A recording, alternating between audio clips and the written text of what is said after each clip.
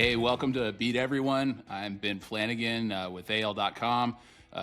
Relax, everybody. Kalen DeBoer is not fired. Not yet. Anyway, that's everybody else's coaches. College football is in panic mode right now. It's win now or else, right? And we'll pay you $50 million to get rid of you now. Billy Napier and James Franklin were the biggest names out midseason first, obviously. Now it's Brian Kelly and likely more on the way. So what does this mean for Kalen DeBoer and Alabama? We're going to break it all down, but Alabama got a huge win. They're seventh straight, fifth in a row in the SEC.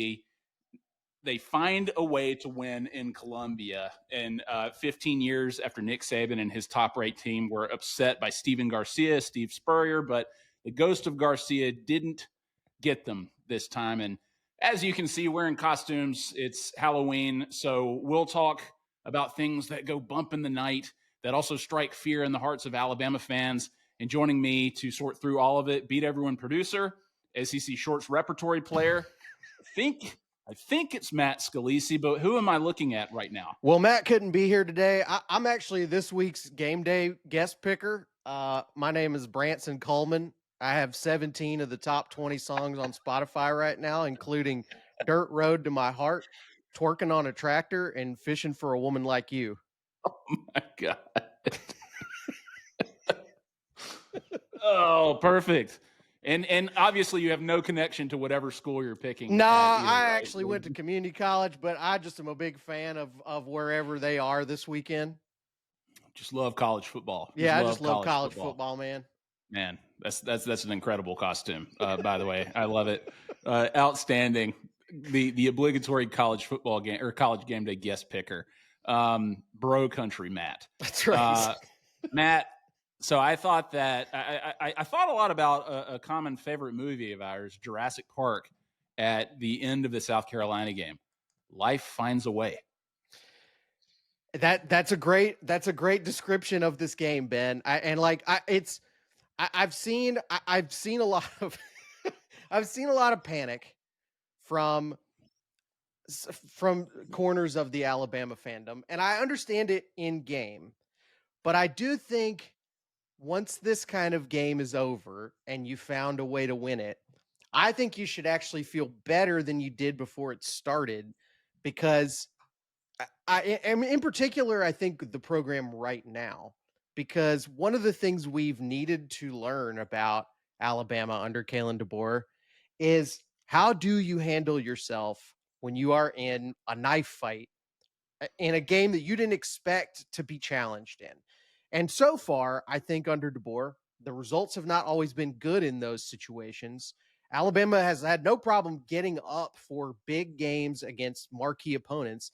The question is, when you're in a game against somebody you don't fully have a ton of fire and respect for, and maybe it's come the week after or a couple of weeks after another big game that you got up for, Alabama has not been great in those games under Kalen DeBoer. I think this was a great sign to see this team play poorly, really, certainly play below the standard we've seen from them this season, and then find a way to, as you say, to will themselves to a win down the stretch.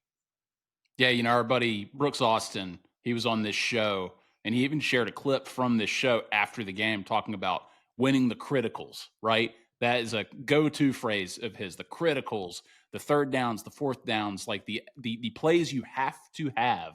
Can you execute on those plays? And Alabama obviously did in that game, just like they have all year against Georgia, against Tennessee, against Missouri, obviously in a very close game on the road. So they keep rising to the occasion.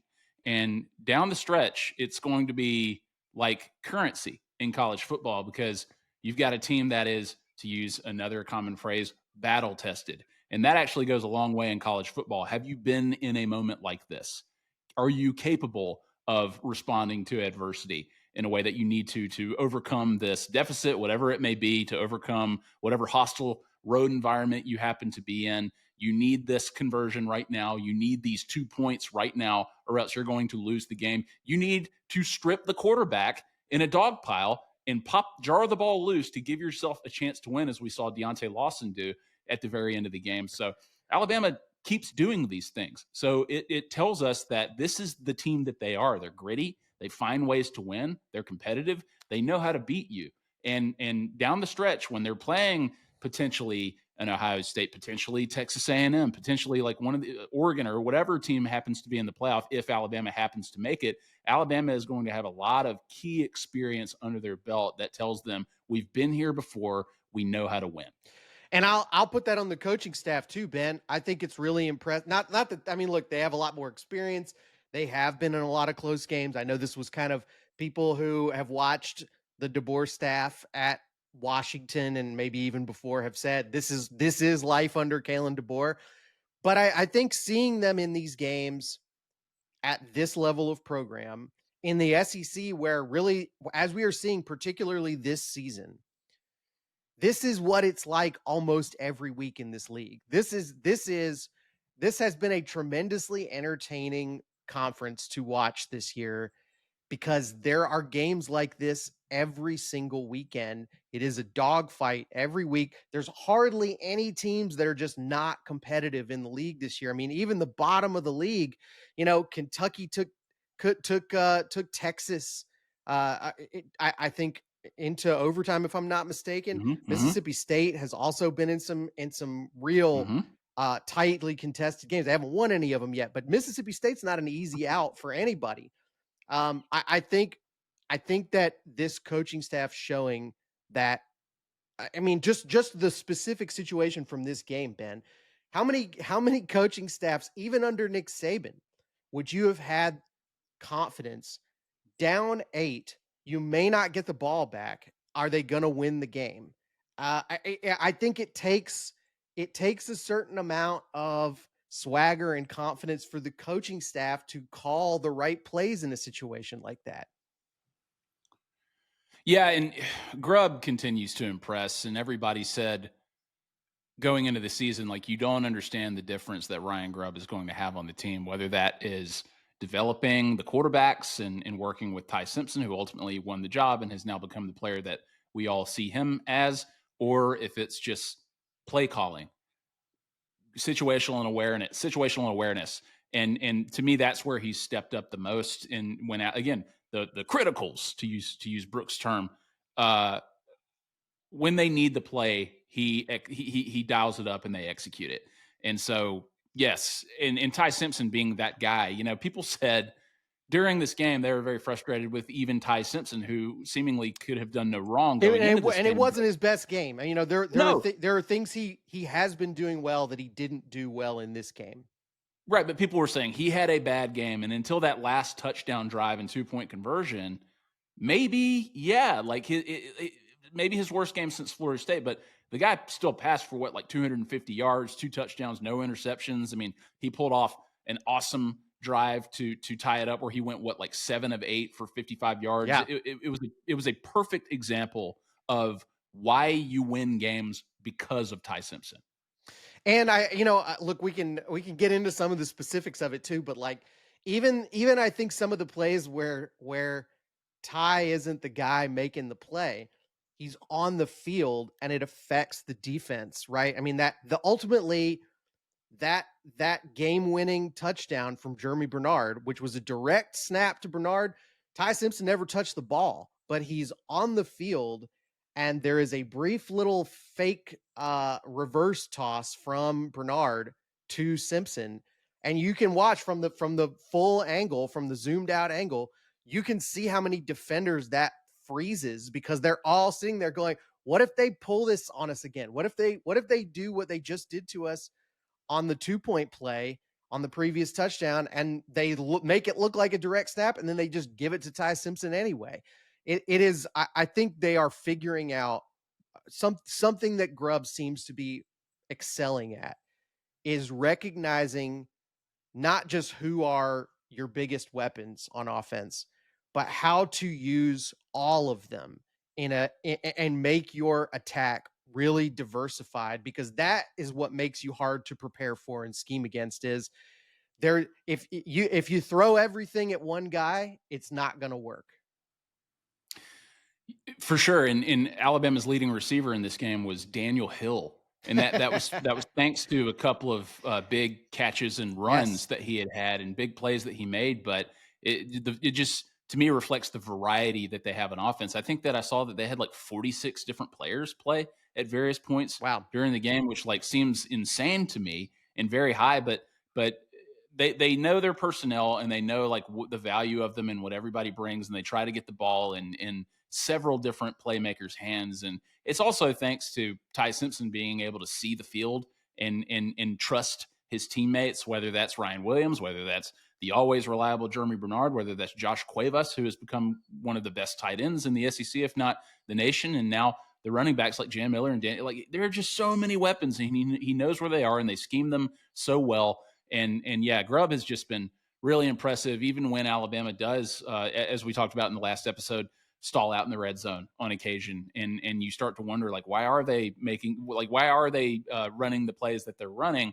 But when the pressure is on, it seems like DeBoer and Grubb in the offense like really rise to the occasion in a way that I don't think a lot of people anticipated. And Matt, I mentioned Jeremy Bernard. I mean, this guy is just like solidifying himself as an Alabama football legend, somebody who can just do everything, very competitive, like I said, very reliable, can pretty much do whatever you need a receiver to do. He can run the ball, he can block, he's explosive, he's twitchy. Like, I mean, how would you describe Jeremy Bernard right now in terms of his value to this team? Yeah, I mean, honestly, it's funny because obviously all the Heisman talk for this Alabama team, which is out of their control entirely, is about Ty Simpson. But I think there's an argument to be made that Jeremy Bernard is maybe the most valuable player on this team. And the analogy I started thinking about during this game, particularly towards the end, was Mark Ingram. I was thinking back to that 2009 team that obviously had a ton of talented players all over the field. And when they had a day, and actually it was against South Carolina, where all of the stuff that usually had been working for them was not working. And it happens. You will see a guy step up and say, "I'm putting the team on my back. They can't stop me. I'm taking over this game." And it really did feel like Bernard was the guy down the stretch. I mean, you look at the touchdown when they have to have one. Um, I mean, he made several big plays on that drive, but that touchdown play in particular, you put him in the backfield. Not like they don't have talented running backs, but they trust Jeremy Bernard to be the guy that if we're going to design a play around, it's going to be him. And then, Alabama's defense gets the ball back. They try a couple of things that don't particularly do great because South Carolina's still playing for their life and they're fired up. And you direct snap the ball to Jeremy Bernard, game over. He just seems to have a knack for coming up with a huge play when the team has to have one. I think he is your most trusted weapon on this offense. And again, like that, the Mark Ingram analogy is what I keep thinking of. He's also just sort of got this maturity and this great attitude about him. Every single time you get a close up of him during a game, you can see that smile coming through the face mask. He seems to love playing for this team and being out there and making plays. He's awesome. And trust is the word that you just used that to me describes him best right now because game on the line, I think most fans are like let Ty Simpson do what Ty Simpson does, but it's clear that DeBoer and Grubb in particular trust Jeremy Bernard just as much because I mean you're talking about a direct snap straight to him. The ball doesn't even go into Ty Simpson's hands. They fake it as if it will, but they just say give the ball to Jeremy and he's going to make something happen. He's going to Another execute the another same thing about play that and play, they're going to Ben, win. that I noticed, they actually came out in that, right? They came out onto the field with Bernard under center in a sort of pistol shotgun, whatever you want to call it. Uh, and South Carolina calls a timeout to change up their defense to prepare for it. And Alabama just comes right back out in it again. They're like, we don't care that we're doing this. We're doing it. I just thought that was just another detail about that moment that really stuck out to me. They knew it was going to work. That was this play right here. Matt, Deontay Lawson, I want to mention him because to me, the shot and credit to ABC and ESPN too for just the perfect close up shot of that dog pile where Deontay Lawson has stripped Lenoris Sellers like within an inch of his life in terms of touching the turf with his knee. Yeah. That ball is out barely. And the shot of Deontay Lawson and the recognition on his face and body to see that that ball is out and he's the only person seemingly on the field who knows it. And he is seeming like it seems like he's also trying to communicate to Tim Keenan, who if he just puts Tim his Keenan hands on doesn't it, even know he has recovered a right. fumble. Yeah. That to me is one of the singular, just like best images of the season for Alabama and college football right now. Weird stuff happens in college football games, and that's just one of the weirdest things in recent memory. Well, Ben, also, I mean, this really feels like I wouldn't have actually put these two things together until you started talking about it just now. That play has some DNA shared, I think, with the other big defensive play of this game, which is the pick six early in the game, which is not a touchdown unless you have a guy with tremendous situational awareness out there, and he's not the guy that picked the ball, right? He sees his teammate, the ball bounces into his hands. I don't think he was even necessarily thinking that was an option. And Justin Jefferson picks up his teammate, like almost carries him forward so that he doesn't fall down, and then gets his head whipped around and blocks an offensive lineman just to give him just a barely enough of a window to get through into the end zone. I mean, in a game like this, where every single point mattered tremendously, and South Carolina, I mean, getting a pick six like that puts you in a position where the way South Carolina was playing, it could have gotten out of hand quickly. And I think again, it's not just guys trying to make big plays.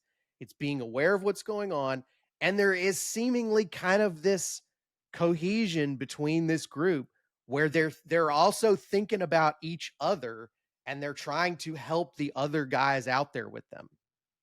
that was like you never leave a man behind. Is Yeah, what it looked like. It looked like Forrest Gump and Bubba running and Forrest Carrie and Gump and Lieutenant Dan. yeah, Yeah. like it did.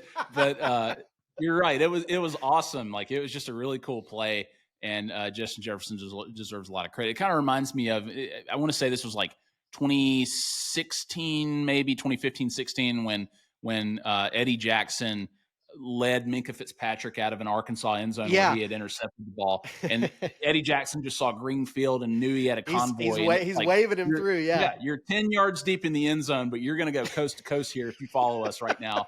It's just that kind of, that kind of, again, recognition, situational awareness, like you're saying, like that's so big in sports, like it's so huge. And I think Kalen DeBoer, he has really impressed me during this 5-game stretch, and not just because of the wins and losses. It's like how they have won the games, how Alabama has pulled themselves out of desperate situations and scenarios. Him understanding the game clock and managing that, him understanding like exactly what they need to do to not just not lose the game, but to win the game, like the third down conversion late against Georgia.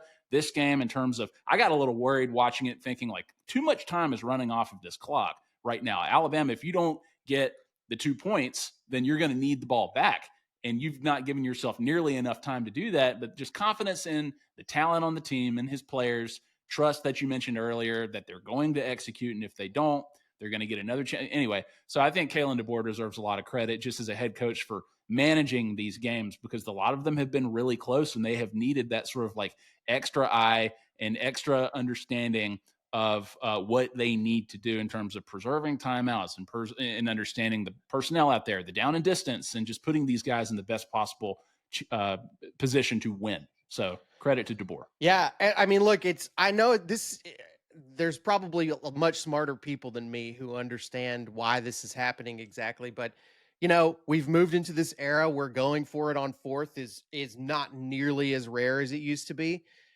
And I can't think of a time this year where Alabama went for it on fourth down, and whether they got it or not, that I thought, I don't think this is the right call here. He seems to have a great sense of when that is the right move. I don't think he's too conservative about it. I don't think he's too aggressive about it. He seems to really have a great sense of when to take calculated risks for the most part.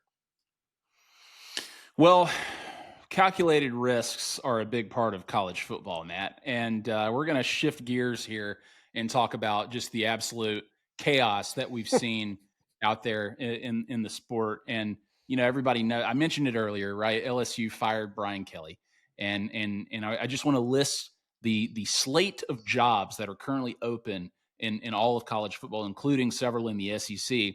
LSU, Florida, Penn State, probably the biggest jobs that are open currently. Maybe there will be more. Arkansas, Stanford, UCLA, Oklahoma State, Oregon State, Virginia Tech, UAB, Colorado State, Kent State. That's all I know about right now. So, Matt, I mean, you throw around names like Lane Kiffin and Marcus Freeman, the usual suspects. Dan Lanning's name's going to come up. Sark's name's probably going to come up, although more so for NFL jobs, it seems. You know all the names. Whoever takes which jobs, it's going to start this domino effect, right? Like, it'll then affect all of college football and certainly the SEC when the dust finally settles. So, Matt, let's focus on Lane Kiffin for just a second. If he takes either the LSU or Florida job, leaves Ole Miss, how do you see that impacting Alabama, if at all? Well, I mean, I think that you could argue that even though he has elevated Ole Miss beyond where its typical ceiling has been as a program, he's still bumped into that ceiling more often than not. He has not been able to take them to that next step, and maybe this is the year where that happens. Um, and I think ultimately, though, it's hard for people to put Ole Miss in that very top echelon of programs because they have not broken through. They have not had a playoff appearance. They haven't won an SEC championship under Kiffin. I think the question is, what percentage of that is Kiffin's ceiling, and how much of it is Ole Miss's ceiling?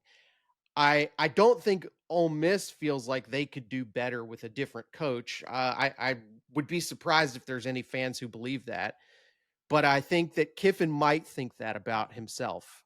I think that Kiffin might believe that if he had a little bit more to work with, bigger recruiting budget, better facilities, um, just sort of at a bigger time program that knows what it takes to get to a championship, I think he probably believes that he could be more successful, and so I do expect him to ultimately leave for one of these other jobs that comes open. I think there's going to be interest in him. I think that whatever hesitations there were about him in the past have pretty much gone away at this point. He's really hasn't gotten into any real trouble, at least nothing that's stuck to him at Ole Miss. And I think the questions about whether he's a serious head coach who can elevate your program have disappeared. So I think somebody who that is willing to be a little unorthodox and have some fun with their program is going to go make a push for Lane Kiffin. And I mean, I could see Florida or LSU both being good fits for him.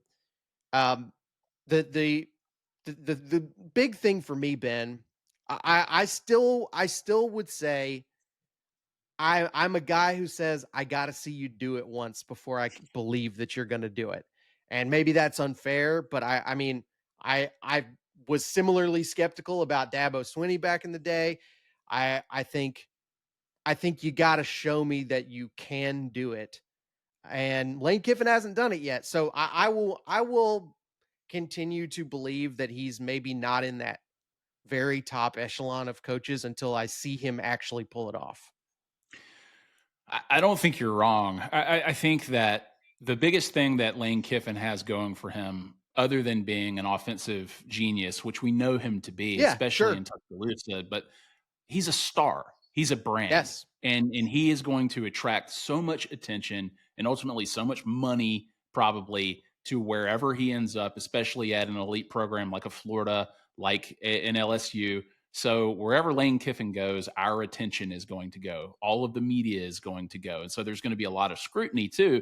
And that means you got to win when there's that much scrutiny, because Lord knows if you don't win, even when you are a star or a brand, you will be fired and you'll be a multi gazillionaire and you'll have generational wealth in this age of college football, but you'll lose your job. And Lane Kiffin knows that better than anybody. I mean, the crazy thing, Matt, is that, remove USC and the Raiders and Tennessee and then USC again from his career, and you look at the second half of his coaching career trajectory, where it's Alabama as offensive coordinator, Mm-hmm. Florida Atlantic, smaller school that hired him, where he had success, won conference championships. Then he gets hired to Ole Miss. Then it's like it makes sense that he would go to an even bigger school right now because he's been winning at Ole Miss. He hasn't made the playoff. He hasn't won a conference championship yet, but it makes sense just given the success that he has had at a school like Ole Miss. And there are probably still questions that people have about a program like that, where how can you consistently compete for conference championships, for national championships, where Ole Miss may not have the resources that a Florida or an LSU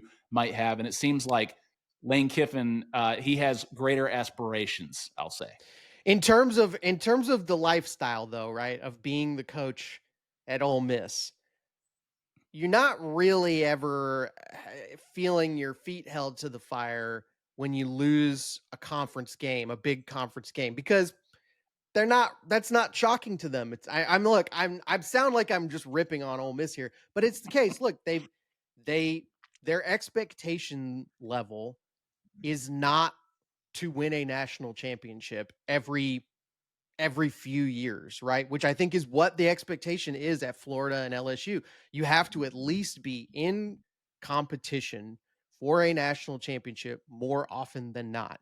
That simply is not where the expectation is at Ole Miss. I think they're excited about the program. I think they love what he's doing, but I don't think any of them would reach the end of a season where the team went 9-3 and say, this is not acceptable. This is not getting it done. Changes have to be made.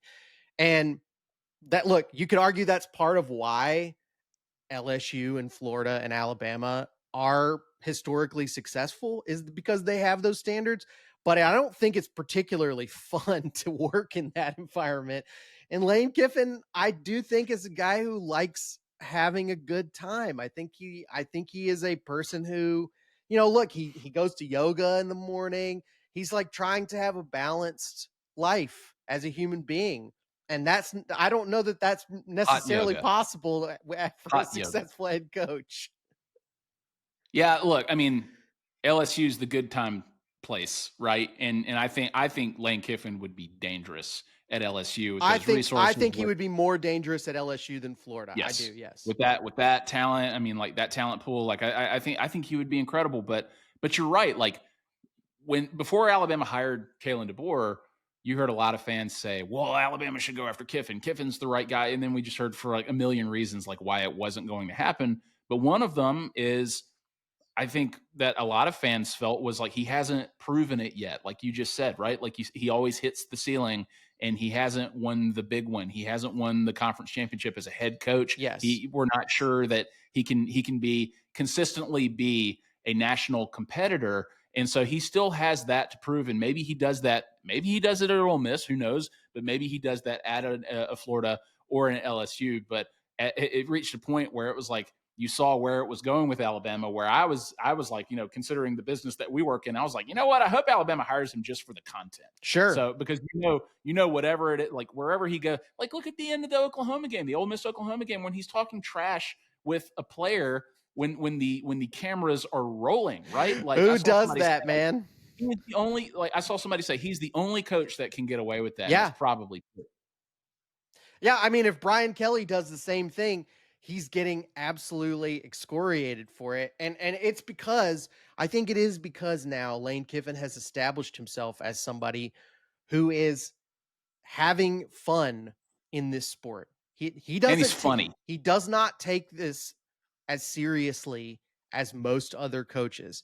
And some people would view that as a negative, but a lot of people view it as a great thing for the SEC and for college football. And it is look, historically, I will say LSU and Florida are places that do appreciate that. They take winning seriously, but Florida is who they are because they had a coach who was having a blast and was very funny. And LSU has welcomed in some extremely colorful characters. I would say particularly in between Nick Saban and Brian Kelly was a weird era for them, but they loved it. They love guys who are having fun and who love being the coach at LSU. And I think Lane probably would fit the bill there too. Well, unintentionally funny is still funny, if that's what you're talking about. But yeah, Well, all right. Well, Matt, Brian Kelly was unintentionally funny to me sometimes, but I mean, in a very dark way, I guess. Well, Matt, before we take a break, the standard for head coaches in college football is just wild right now. I mean, they get paid a lot to coach, obviously, but they obviously get paid a lot to not coach the program that hired them once they go their separate ways. But let's focus on Alabama for a minute. All these firings, I wonder, are they bad news for Kalen DeBoer or any head coach just because the pressure is on, or else we'll basically win or else we'll fire you no matter what the buyout amount is. What if Alabama doesn't make the playoff? Like 3 of their final 4 regular season opponents are unranked, right? And we all know what like ranked versus unranked, that whole narrative is like with Kalen DeBoer, but still they set themselves up for a playoff berth this year. Last year, it was right in front of them, beat Oklahoma, beat Auburn, both unranked, and you go to the playoff. Matt, this feels like a glass half empty conversation here, I know, but in light of all these firings, if they don't make it to the playoff this year, when they can still afford a loss right now, we kind of go back to square one with Kalen DeBoer, where people once again are asking, is this the right guy? That's just how it works now. It's crazy. Well, I think where we are right now is that one of the things that kept the coaching market stable for a long time was this one phrase of the buyout's too big, can't afford to fire him. That doesn't exist anymore, and it's for a variety of reasons. Some of it is because people are obviously there's more money at stake, and so people are more willing to invest to make a coaching change if they feel like they need to. The other part of it is that contracts are structured differently now, and you don't have to come up with all of that money immediately when you want to fire a coach and buy him out. That's a big part of why the LSU firing reportedly happened, is because uh, they have structured this in such a way that that money comes over time and is offset in a variety of different ways. So, look, when a $70 million buyout isn't enough to keep you safe in your job anymore and provide job security, there is no such thing as job security in college football other than success.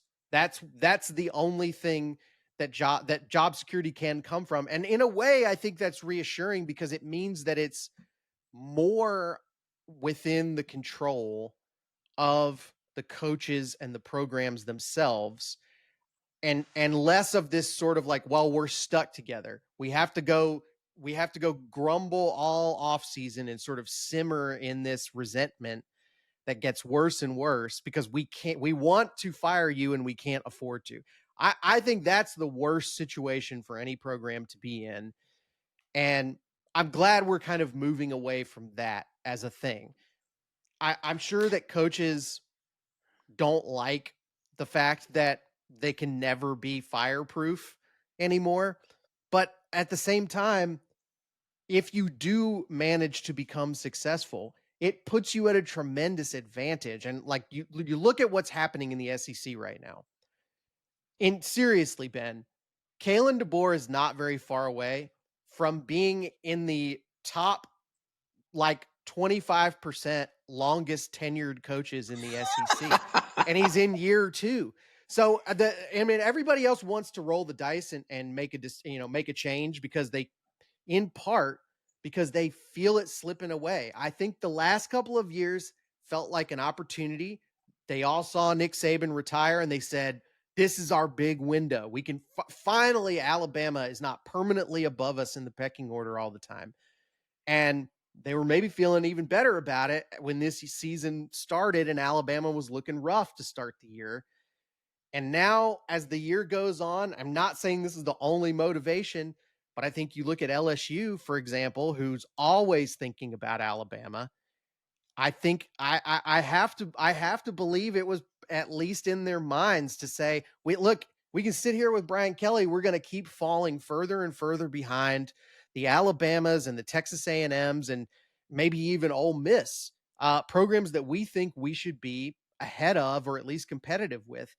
So in what they're, what they're giving up is stability in order to get to maybe turn the tables on that. The longer Kalen DeBoer can make this work, the more of of an advantage he has in terms of building a program, watching all of this chaos happen around him, watching all these programs have to hit the reset button every other year. I mean, he's in a great position now. That, and I'm looking at other programs that have the more stability than Alabama. I mean, Tennessee and Georgia, I can't think of a whole lot of other ones. I mean, Auburn certainly is not stable by any means. That feels like it could, a tinderbox that could go up at any minute. Yeah, but Matt, your success ultimately becomes your undoing in a lot of cases, right? Because look at Gene Chizik at Auburn. The guy won a national championship at Auburn, of all places. And 20 months later, I think it was, he got fired. He got canned. Mm-hmm. The guy who just won a national championship. Ed Orgeron, how long did it take for him to get fired after he won a national championship with arguably the greatest team in college football history, right? If you don't do it again immediately, the microscope is on you. The spotlight becomes even hotter. Those are great examples, Ben, of on paper, this doesn't seem to make any sense. And why would you do that? And it seems very hasty and emotional to make those decisions. I think in both of those cases, though, Ben, if I were in that program's shoes, I think I like the call. I think really what ends up being the exception and the aberration was the championship. I think that Gene Chizik and Ed Orgeron both, following up those championships, it became fairly obvious quickly that they didn't really have a program that was built for sustained success. Right. And so you get out of it, because that's not what we want. We don't want to have a guy who won a championship 10 years ago and we're still hanging on to him and losing 4 and 5 games a year because we just feel like it wouldn't be the right thing to do. And that's what Clemson's starting to look like, by the way. But what does that sustainability look like? What is that standard to sustain success? Is it making the playoff every year? Is it making the championship game every year? Is it winning a national championship every other season? We don't look at James Franklin, Matt. Yeah, look at James Franklin. We don't. James Franklin was he was a half away, 3 points away from the national championship game last year. He was in the college football playoff semifinal. How many? He didn't win the big games, right? But he certainly got very close last year. And he could have been in the national title game. And then are we talking about him getting bought out this year?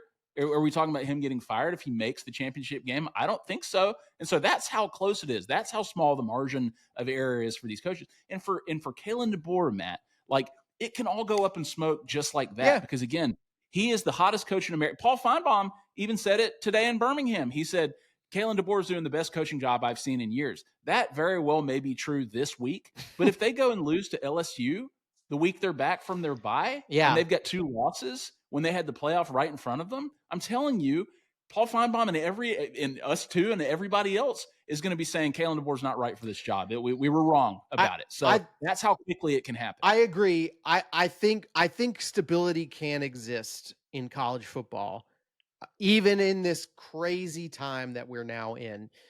And I think what it has to come from is building a body of work that shows that how to sustain success over time. That is what allows you to weather a disappointing season every once in a while. And, look, Nick Saban did have multi-year stretches in between national championships when he was at Alabama. I don't think that Nick Saban's career should be the measure of success going forward, obviously.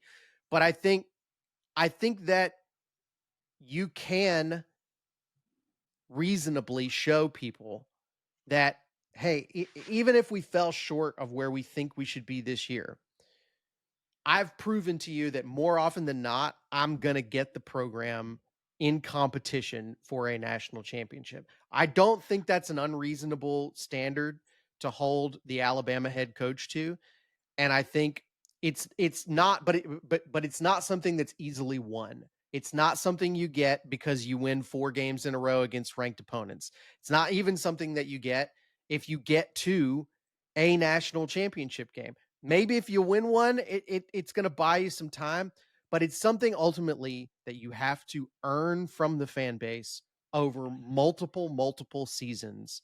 And it's tough. It's tough to get to that point, but I mean, it can be done. It can be done, especially in an era when everybody that you play is buying great rosters. And so one of the ways you can differentiate yourself is being the best in-game coach and the best overall culture builder outside of the games. And look, we'll see. We'll see if that's something Kalen DeBoer is capable of doing. I think so far this year, he looks like he and his staff look like very good in-game coaches, and they appear to have built a very strong culture around the program. And so the question is, are we right that they've built that? And can they sustain it when the current group of upperclassmen they have move on and they have to do it with a new group? I thought that Andy Staples, who works for On3, had a great line about all this. He said, "If you win, you fit.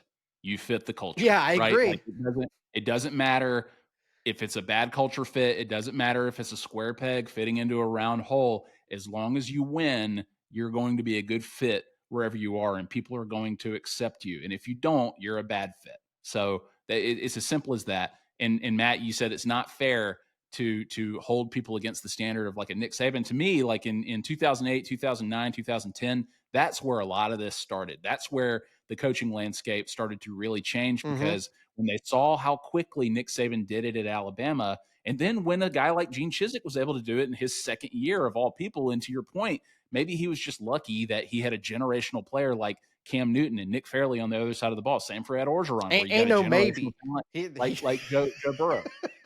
Right.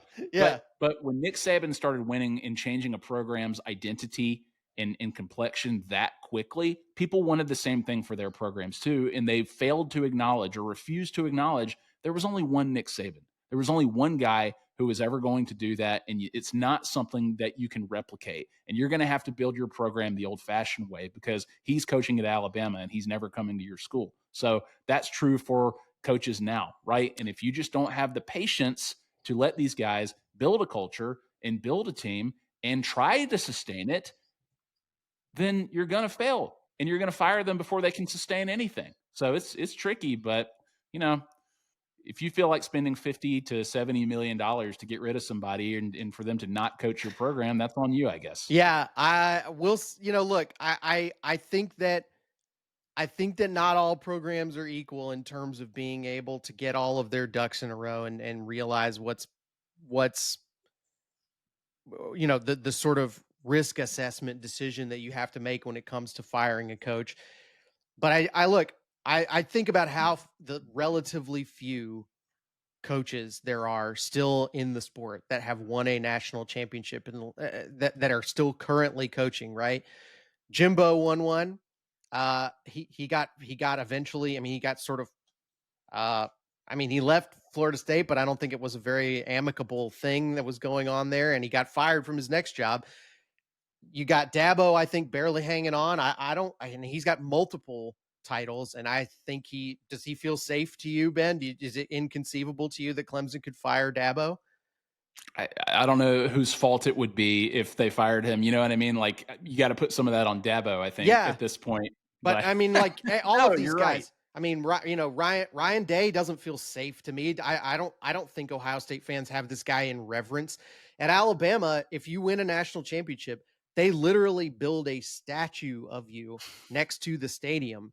And so I think I don't think the statue changes anything, but I do think that there is an understanding that if you can do this once, we have a different level of respect and faith in you at Alabama, because that is what it's all about for us.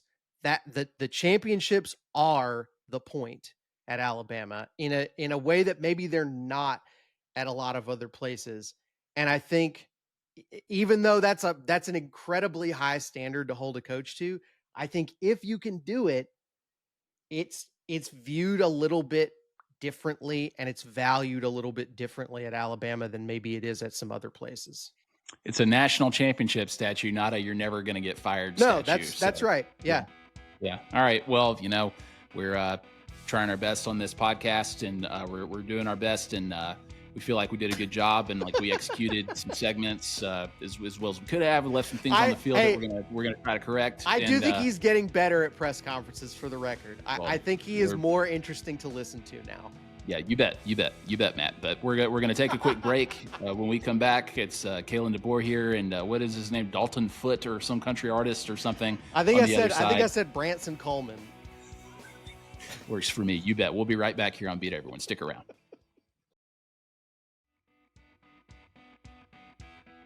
Hey, we're back on Beat Everyone. It's Halloween week, so that's why we look like this. But I am Ben Flanagan here with producer Matt Scalisi. Time for some blind rankings. Matt, you're going to go first, and we are going to stick with our Halloween theme on Beat Everyone. Matt, rank these scary Alabama wins without knowing what comes next. Number 1 is the scariest. Number 5 is the least scary. Are you ready? I'm ready. All right, Matt. Clemson 2015 national title game. Ooh. Well, obviously a very back and forth game. It feels less scary to me when it's in a national championship game, especially after the first couple for Nick Saban, because it doesn't feel as desperate, I think. And it's not humiliating to lose a national championship game. So even though it was a close, hard-fought game, I'm gonna put this at 5 on the scary meter. 5. Wow. Yeah. Okay. Well, Deshaun Watson, I think he scared a lot of people in that game. All right, Matt. Number 5, Georgia 2018. This is the SEC championship. Jalen comes in for Tua 2018. Yeah. This is a great one because it was looking very dire, and you also had Tua getting injured in this game, and you think there's no way this is the end of the road for this team. I'm gonna put this one at. I'm gonna hedge my bets here and put this one at 3. Okay. All right. So right there in the middle there, you had faith in Jalen Hurts to come in and take care of business. All right. How about this one? Another Jalen, Auburn 2023 Gravedigger play. Yeah, was waiting for one of these, Ben. I'll put this at number 1 because this is as close as I've ever seen to an absolute disaster averted by a total miracle for Alabama. It would have been one of the worst losses in modern history for Alabama to lose this game, and they were losing the entire game. They were playing. It's one of those sort of magic voodoo moments at Jordan-Hare Stadium where Alabama can't do anything right. Auburn is suddenly playing like gods after being terrible the entire season, and still just enough stupid things happen in Alabama's favor that they manage to get in a position to throw a Hail Mary and catch it and utterly deflate all of the Auburn fans that were ready to rush the field. A similar scene that we saw this weekend in Columbia, but just on a much higher scale. This is number 1 for me. I may have seen somebody cry tears of joy after Jalen Milroe completed that pass. I can't remember though. Yeah. And look, Nick Saban said it. The place is haunted, Matt. We know that. Yep. All right. Next one, Georgia 2017. This is Tua comes in for Jalen. It's another national title game.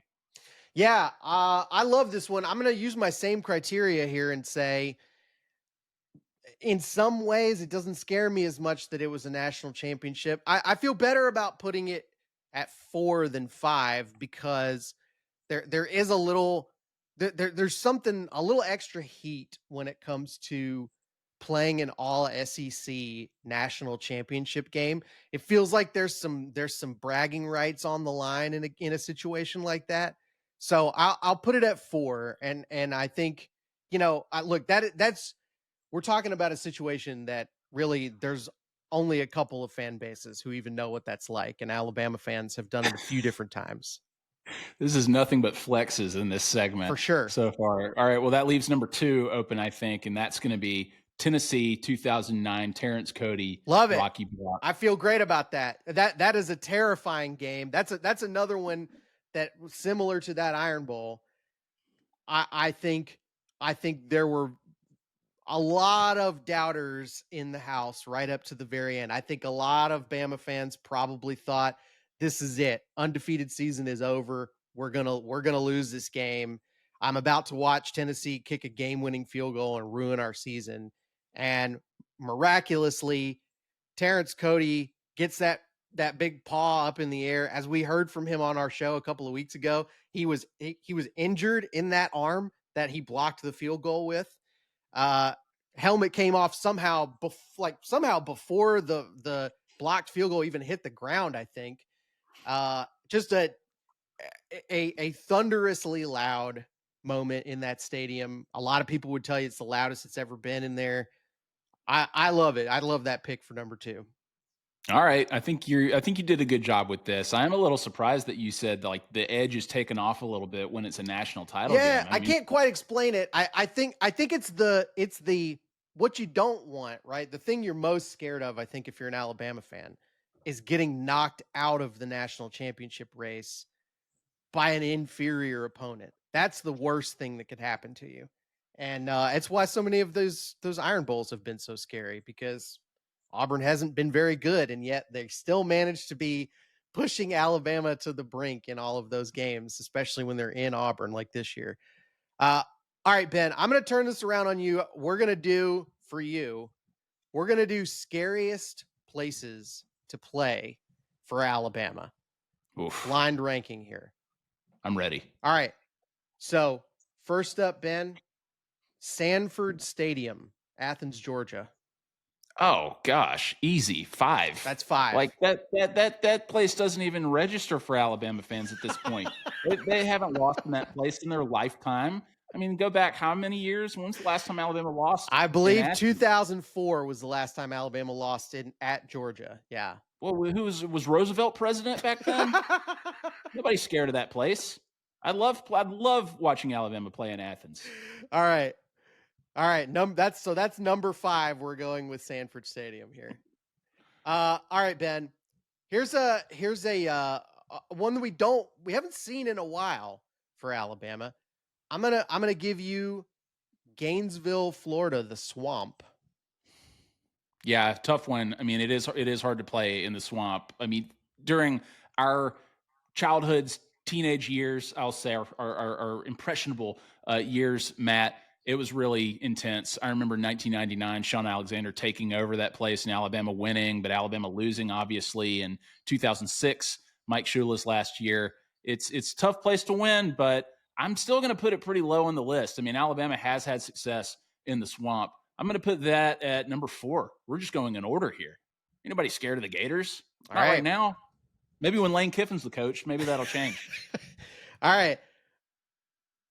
Ben, next up on the list here, we're going with Neyland Stadium. Ooh, man, that place is arguably the loudest stadium in the country when they want to be, right? I have a feeling where you're going with this, so I'm going to stick to the theme here. It's a lot of orange, so that makes me want to say 1 at times just because of how blinding it is day or night. To quote our good friend Irvin Carney, it's a garbage truck workers convention, and he's not lying about that. It just looks like one big orange cone. But I'm going to go 3, Neyland Stadium. Oh, wow. I think that's a fair placement, but that place can get really loud in 2022. I think it was horrifying, horrifying. Wow. So 3 for Neyland Stadium. Holy cow. All right, Ben. I'm throwing you a curveball here because I didn't want to make it too easy. Okay. Vaught Hemingway Stadium, Ole Miss. You know what? I was there in 2014 when Alabama lost to Bo Wallace and Hugh Freeze, and all of these horrible things were happening. Christian Jones was fumbling punt returns. There were turnovers there shouldn't have been. That place was loud. It was another field rush situation. I think anywhere where there can be a field rush is a dangerous and scary place. So Vaught Hemingway Stadium, is it as bad as Neyland Stadium? No. And I regret putting Neyland Stadium at 3 at this point. But I'm going to put Vaught Hemingway at 2 just because I've actually been there when some chaos went down, and it was actually scary. Those there were bloodthirsty fans. They wanted Alabama just like everybody else does, and they got them. Ben, I'm going to bail you out here. I could have been a lot crueler, but I'm going to bail you out with Tiger Stadium, Baton Rouge for number 1. I think you can feel great about that. I could have easily put Jordan-Hare Stadium on this list. This is an Alabama podcast, and I don't want to spend any more time than I have to talking about how terrifying that building is and how it is definitely the most intimidating place for Alabama to play. But I do think, Ben, let me ask you this, because we've got your list for these guys now. If you could create a new space in between spaces here, where would you put Williams-Brice Stadium for South Carolina? Because now Alabama's had more than a few legitimately tough games there. Yeah, I mean, 2010 was just like such a weird, anomalous year where Nick Saban said it recently that 2010 team was probably better than some of the national title teams Alabama had, but that they had a complacency problem. Mm-hmm. And that was clearly the case when they went up there, and South Carolina was ready. They executed. Stephen Garcia was amazing. Alshon Jeffrey was out of this world good, in the environment that they created, those fans created, was unbelievable. So they deserve a lot of credit for beating a number 1 ranked team, like, and let them rush the field. Great, good for them. But it was beautiful watching those South Carolina fans rush down to the bottom of the stands this past Saturday, only to be thwarted by Alabama coming back and winning that game and sending them to the exits. They all thought that they were going to rush the field, and that's fine, and that's great. They thought they were going to be celebrating 15 years later. They had the 2010 team there to celebrate that win and let that one win be their entire identity, which is great and good for them for that. Everybody has to have something to hold on to, but Williams-Brice Stadium doesn't even crack the top 5. Sorry. Yeah. Boy, rough, man. Look, I will say it reminds me, because I used to go to Alabama games when I was a kid, back when the big games happened in Birmingham. And my early Bryant Denny experiences actually do kind of remind me of Williams-Brice. It's not Alabama post Saban by any means, obviously, on any level, but I think the stadium is bigger than you think it would be given the program's history and reputation, and it's legitimately high energy. It's very loud. I think something about how it's shaped is a little odd and weird, and it's got all the, it's got the circular ramps in the corners the way that Bryant Denny has. It reminds me a little bit of kind of like when you see an old photo of yourself, Ben, and you think, I've grown something with it. I've grown so much. I'm so much smarter and more capable now as a person. That's like Bryant Denny looking at a picture of Williams-Brice. If it's such a hostile environment, then do something with it, Matt. Yeah, do something with it. Win some games. It's like everybody thought you were going to be a national title contender this year. Didn't happen, right? So look, we have seen home field advantage can be great when you are a very good program, and that, I think, sometimes gets inflated because, as you're saying, some of the teams that we think of as having the most intimidating home environments have really not done a lot with it the past few years. LSU, Auburn, I would say Florida certainly is also on that list. I mean, these are in good times, these are very tough places to play, but obviously home field advantage ain't everything.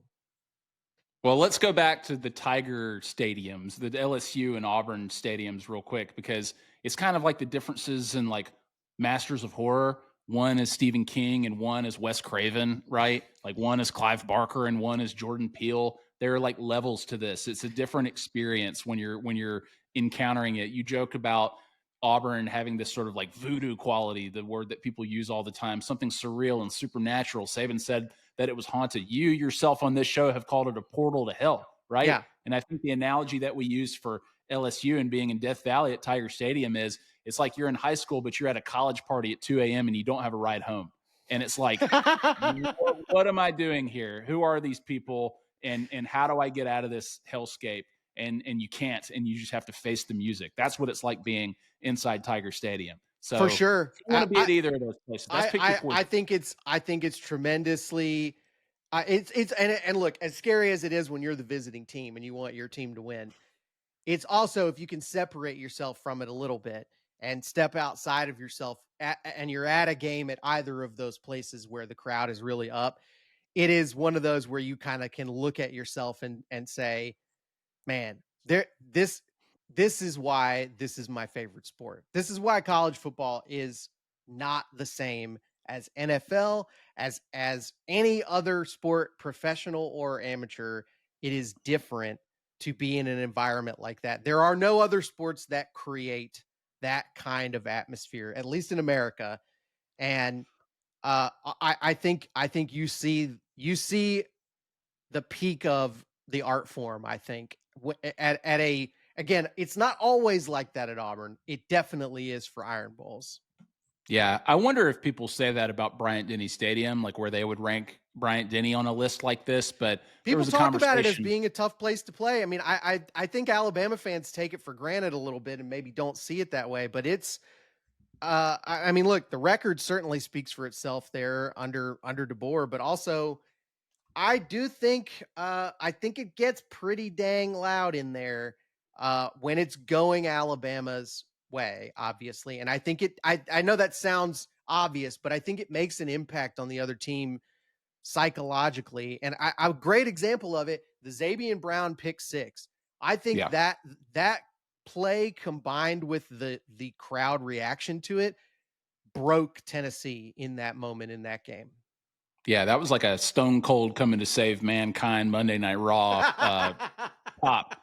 Or was that Sunday Night Heat? I can't remember which one. But anyway, that was huge. But, I'll quote again our friend Brooks Austin after Alabama beat South Carolina. He says, you got to reach down into their souls and rip it out or they're going to kill you. If we want to continue with the horror movie analogies, to me, Alabama has always been like Jason Voorhees. You got to set them on fire. You got to tie cinder blocks to their feet. You got to drop them at the bottom of Crystal Lake and then bury them in some haunted cemetery. And that's not going to work either because they're just going to rise from the dead. Somebody's going to accidentally dig him up and stick a metal pole in him and it's going to get struck by lightning and he's going to come back somehow. Exactly. Well, enjoy that, Matt. I just want to say thanks to our producer. I forget who you're dressed at, like Jasper Jenkins or something. What was it again? What was the name? Once again, that's Branson Coleman. Okay. You can pick up my new single, Twerking on a Tractor, everywhere you get cassette tapes. That's my song, man. That's my song. All right. Well, thanks to our producer, Matt Scalisi. Check him out in the latest SEC Shorts video. Those guys do a tremendous job. Find Beat Everyone wherever you get your podcast. Check us out. Leave us a rating or review. If you haven't, it helps us out. We appreciate it. And I'm Kalen DeBoer with Alabama. Thanks, everybody. We appreciate it. And you bet. We'll see you next time.